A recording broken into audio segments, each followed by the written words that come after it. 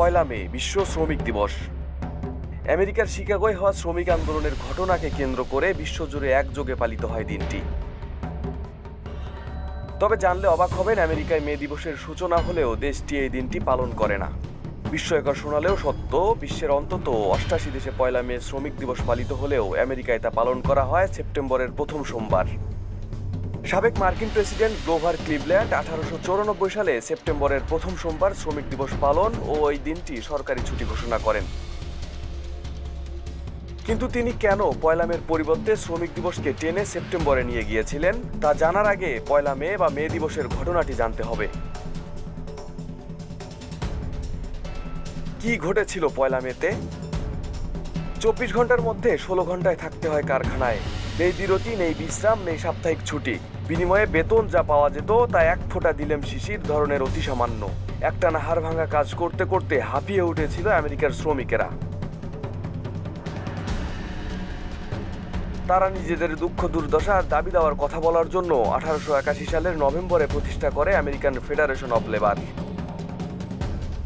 পরে এই সংগঠনটি 1886 সালের পয়লা মে সর্বাত্মক ধর্মঘট পালন করার জন্য এক ঐতিহাসিক সিদ্ধান্ত নেয়। ওই দিন প্রায় 5 লাখ শ্রমিক শিকাগো শহরের রাস্তায় নেমেছিল। দাবি দিনে 8 ঘন্টা কাজ, 8 ঘন্টা বিশ্রাম, 8 ঘন্টা বিনোদন। কিন্তু গরিব ছোট লোকদের দাবি দেওয়াকে পাত্তা দেওয়ার কি আছে? চালাও গুলি। পুলিশ নির্বিচার গুলি চালায় মিছিলের উপর। লুটিয়ে পড়ে অন্তত 11 জন শ্রমিক, আহত হয় অসংখ্য। এই হত্যাকাণ্ডের প্রতিবাদে 3 মে আবারও পথে নামে ম্যাককর্মিক হারভেস্টার কারখানার শ্রমিকেরা। সেদিনও গর্জে ওঠে পুলিশের বন্দুক, প্রাণ হারায় 6 জন শ্রমিক। শ্রমিকদের মধ্যে অসন্তোষ এবার লাভার মতো ছড়িয়ে পড়ে। 4 মে তারা আবারও জড়ো হয় শিকাগোর হে মার্কেট স্কোয়ারে। ওই সমাবেশেও গুলি চালায় পুলিশ। আবারও শ্রমিকের রক্তে ভিজে যায় পথ। সভাস্থল থেকে গ্রেপ্তার করা হয় 4 শ্রমিক নেতাকে। পরে বিচারে তাদের ফাঁসি দেওয়া হয়। শিকাগো শহরের সেই রক্তাক্ত ঘটনা সারা বিশ্বে আলোড়ন তুলল। 2 বছর পর 1889 সালে প্যারিসে ফরাসি বিপ্লবের 100 বছর পূর্তিতে অনুষ্ঠিত কংগ্রেসে শিকাগোর নিহত শ্রমিকদের স্মরণে প্রস্তাব দেওয়া হয়। পরের বছর প্রস্তাবটি গৃহীত হয়। এরপর 1904 সালে নেদারল্যান্ডসের আমস্টারডামে অনুষ্ঠিত সমাজতান্ত্রিকদের আন্তর্জাতিক সম্মেলনে বিশ্বব্যাপী মে মাসের প্রথম দিন মিছিল ও শোভাযাত্রার আয়োজন করতে সব সমাজবাদী গণতান্ত্রিক দল ও শ্রমিক সংঘের প্রতি আহ্বান জানানো হয়। এ আহ্বানে সাড়া দিয়ে বিশ্বের প্রায় সব শ্রমিক সংগঠন পয়লা মে বাধ্যতামূলক কাজ না করার সিদ্ধান্ত নেয়। বিভিন্ন দেশে মে মাসের 1 তারিখ সরকারি ছুটির দিন হিসাবে পালিত হতে থাকে। এভাবে বিশ্বব্যাপী চালু হয় মহান মে দিবস। কোনো কোনো দেশে এটি শ্রমিক দিবস হিসেবেও পালিত হয়। কিন্তু আমেরিকা কেন পালন করে না মে দিবস? আমেরিকার ক্ষেত্রে ঘটনাটি ছিল একটু আলাদা। শ্রমিক আন্দোলনের কেন্দ্র হয়ে ওঠা আমেরিকার নিউ ইয়র্কে 1982 সালে নাইটস অব লেবার সংগঠনের ডাকে বড় সভা হয়। এর ওই ধারাবাহিকতায় ওই বছরের 5 মে বিভিন্ন শ্রমিক সংগঠনের অংশগ্রহণে নিউ ইয়র্কের রাস্তায় শ্রমিকদের বড় মিছিল হয়, যার মূল আয়োজক ছিল সেন্ট্রাল লেবার ইউনিয়ন। এই ইউনিয়নের সেক্রেটারি ম্যাথিউ ম্যাগুয়ার ওই দিনটিতে শ্রমিকদের জন্য ছুটি ঘোষণার দাবি তোলেন। 1887 সালে প্রথম অঙ্গরাজ্য হিসাবে ওরেগন এই দাবি মেনে শ্রমিক দিবসের ছুটি ঘোষণা করে।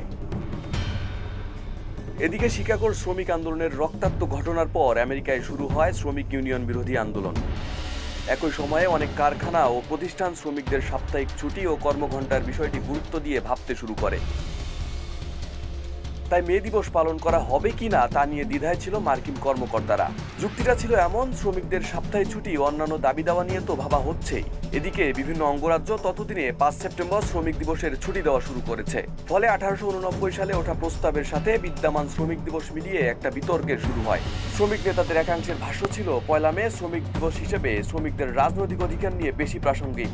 কিন্তু অন্য অংশ এরই মধ্যে চালু হওয়া সেপ্টেম্বরের শ্রমিক দিবসের পক্ষে অবস্থান নেন, যা মার্কিন প্রশাসনেরই পক্ষে যায়। কারণ তাছাড়া মে দিবস পালনে উৎসাহ দিলে শ্রমিকরা আবারও জড়ো হওয়ার সুযোগ পাবে এবং সেখানে সহিংসতা হওয়ার আশঙ্কা তৈরি হবে। সুতরাং পয়লা মে নামের দিনটিকে ভুলে থাকাই ভালো।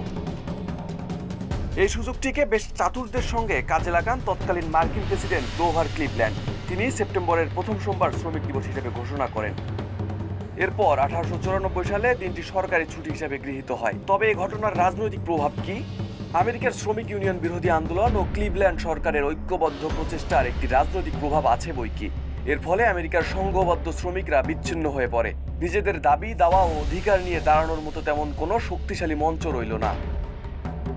এরই পথ ধরে দ্বিতীয় বিশ্বযুদ্ধের পর টাফট হার্টলি অ্যাক্ট নামের আইন পাশ করে মার্কিন সরকার। এর ফলে শ্রমিক ইউনিয়নগুলোর রাজনীতি করা অবৈধ হয়ে যায়। নিরাপত্তা হুমকির অজুহাত তুলে ইউনিয়নগুলোর কঠোর কর্মসূচি দেওয়ার ক্ষমতা কেড়ে নেওয়া হয়। ওই আইন পাশের পর শ্রমিক ইউনিয়নের নেতাদের প্রকাশ্যে বলতে হয়েছিল কমিউনিস্ট পার্টির সঙ্গে তাদের কোনো সম্পর্ক নেই এবং সরকার উৎখাতেরও কোনো ইচ্ছা নেই তাদের। এই আইনটি অবশ্য 1965 সালে অসাংবিধানিক বলে খারিজ হয়ে গেছে, কিন্তু ক্ষতি যা হওয়ার ততদিনে হয়েই গেছে। ক্ষতিটা যে কতটা গভীর তা বোঝা যায় ছোট্ট এই পরিসংখ্যান থেকে। আমেরিকায় এখন শ্রমিক ইউনিয়নের সদস্য রয়েছে মোট শ্রমিকের মাত্র 10.1%।